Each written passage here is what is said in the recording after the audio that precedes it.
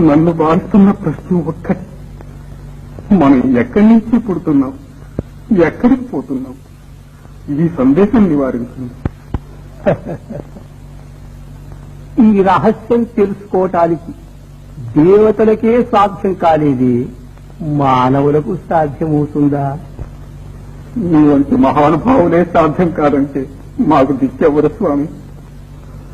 నేను ఈ దుఃఖభాజనమైన సంసారంలో కృషించి జనన మరణ ప్రవాహంలో కొట్టుకుపోవలసిందేనా? మానవుడికి తరుణోపాయం లేదా స్వామి? లేకే నాయనా, ఉంది. ఈ శరీరం విద్యలు రెంటితోనూ పుట్టింది. సంసార యాత్రకు మోక్షయాత్రకు ఇదే సాధనం. అవిద్యకే మోహితులమై కనిపించే ఈ జగత్తు సత్యము నిత్యము అనుకొని దుఃఖభాజనులమై సావు పుట్టుకుల కుమ్మరిసారెలో తిరుగుతున్నాం.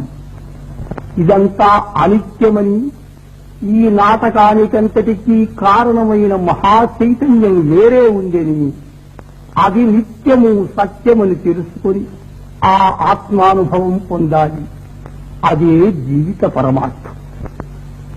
ఆ ఆత్మానుభవం నాకెట్లా కలుగుతుంది స్వామి? భక్తి మార్గంతో కొందరు, జ్ఞాన మార్గంతో కొందరు సాధించారు.